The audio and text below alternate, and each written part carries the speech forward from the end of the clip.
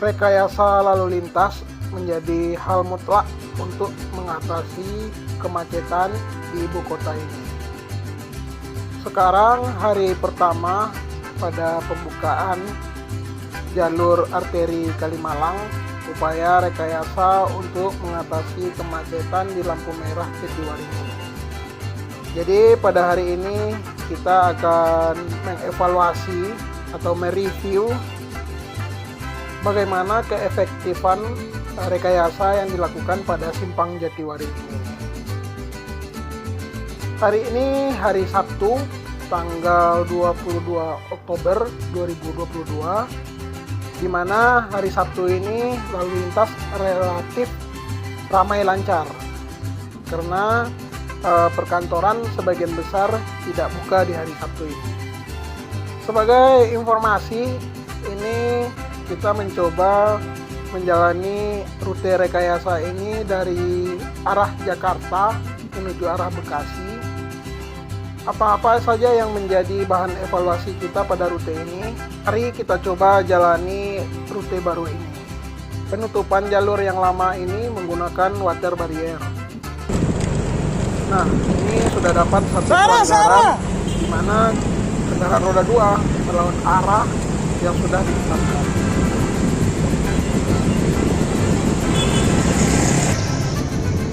Nah, ini ada kejadian nirmis di mana pengendara dari arah Jakarta menuju Bekasi hampir menabrak pengendara yang melawan arah, yang mencoba untuk melawan arah.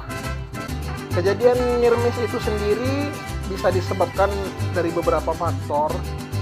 Yang pertama, tindakan yang tidak aman, kondisi yang tidak aman, faktor human error, faktor alam bisa juga.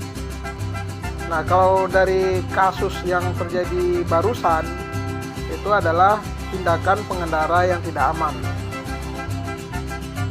Jalur dari Jakarta Bekasi yang terdampak dari rekayasa ini, keefektifannya lumayan besar ya, di atas 90% kemacetan terurai di sini. Relatif tidak ada kemacetan pada simpang Jatiwaringin tersebut. Akan tetapi ada sedikit penumpukan pada jembatan U-turn ini. Ini kita sudah arah jalur menuju Jakarta. Apakah rekayasa yang kita lakukan di simpang Jatiwaringin ini berjalan efektif? Nanti akan terjawab pada titik di mana titik yang dilakukan tersebut adalah titik penutupan. Sebagai informasi, dalam mereview jalur rekayasa simpang Jatiwaringin ini, saya menggunakan sepeda motor supaya lebih efektif waktu tempuh ataupun bisa lebih cepat menempuh kepadatan lalu lintas yang terjadi pada titik-titik tertentu.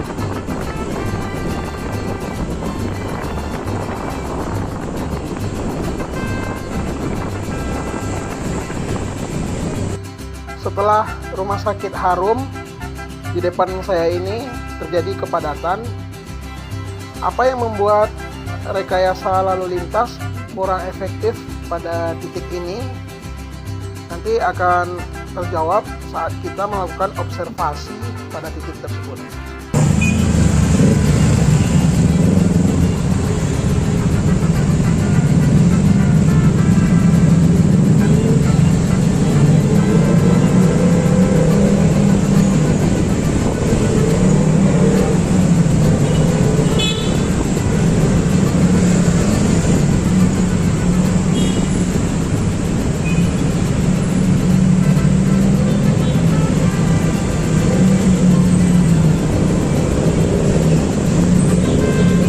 Sudah sampai di penghujung kepadatan yang terjadi setelah Rumah Sakit Harum. Apa saja yang membuat rekayasa ini tidak efektif pada titik ini? Ini terlihat para pengendara roda 2 atau sepeda motor mencoba membuka water barrier yang sudah kita pasang, sehingga kendaraan dari arah Bekasi menuju ke Jakarta tertahan dengan adanya pelanggaran sepeda motor yang hendak putar balik ini. Jadi kendaraan dari arah Bekasi juga melakukan pelanggaran pada titik ini. Yang kedua, pada titik ini juga adanya penyempitan badan jalan, di mana terkendala oleh masalah pembebasan lahan. Jadi yang tadinya 3 jalur menjadi 2 jalur pada titik ini.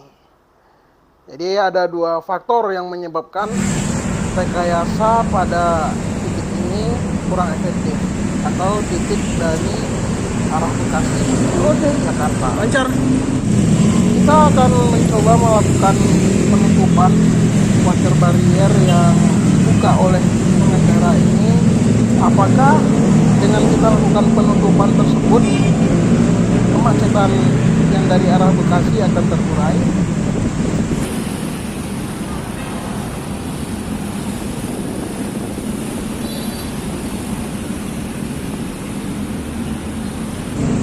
Ternyata setelah kita lakukan penutupan, kemacetan dari arah Bekasi sudah terurai.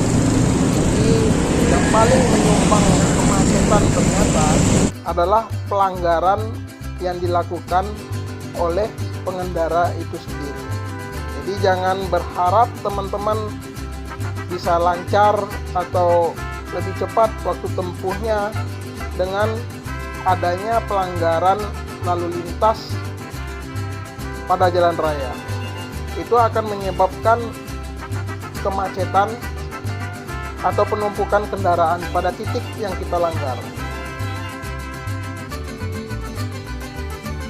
Saat ini saya sudah berada di jalur arteri menuju Jakarta atau jalan baru yang kita buka.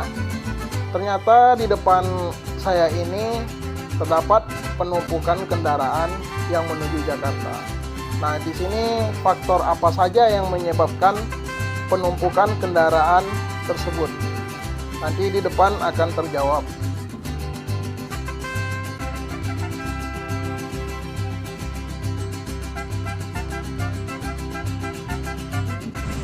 Nah, pertama yang menyebabkan penumpukan pada ruas arteri baru ini adalah adanya truk sampah yang terparkir sedikit memakan badan jalan, karena di sini ada TPS warga ya, tempat pembuangan sampah sementara warga Cipinang ini.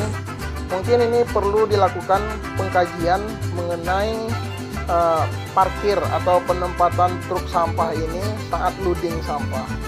Yang kedua, adanya pengendara yang melawan arus. Nah, ini masih banyak di sini pengendara yang dari arah kampus Borobudur menuju arah Bekasi, masih ada yang melawan arus. Nah, berikutnya adanya pemberhentian busway atau Transjakarta di sisi kiri sebelum U-turn ini. Nah, sedangkan busway tersebut ada yang menuju arah Jakarta, ada juga yang menuju arah Pulau Gadung. Busway yang menuju arah Pulau Gadung seharusnya berhentinya di sebelah kanan. Di sebelah kanan ini akan menuju arah Pulau Gadung yang nantinya berputar di U-turn ke arah Pulau Gadung. Nah, kalau kita lihat di sini seperti yang kita singgung kemarin, marka ini adalah marka solid yang tidak bisa dilanggar atau dilewati. Nah, kalau di sini kita lihat ada truk juga yang mencoba memutus jalur marka solid ini, sehingga di depan juga berisiko terjadi penghambatan atau kemacetan. Mungkin untuk di sub atau PT Transjakarta perlu mengkaji ulang halte yang ditempatkan di sebelum U-turn ini, supaya dari pihak Transjakarta sendiri tidak melanggar lalu lintas tersebut. Penempatan halte pengumpan ini sebaiknya kita lakukan pada jarak minimum 300 meter sebelum U-turn arah Bekasi dan Jakarta ini. Karena kalau dengan arah 300 meter, pengemudi bisa ancang-ancang mengambil sebelah kanan sebelum marka solid ini ada. Demikian yang bisa kami review dari pembukaan rekayasa jalur arteri ini. Jangan lupa di like dan di subscribe video ini dan dapatkan informasi-informasi menarik lainnya di kemudian hari. Terima kasih.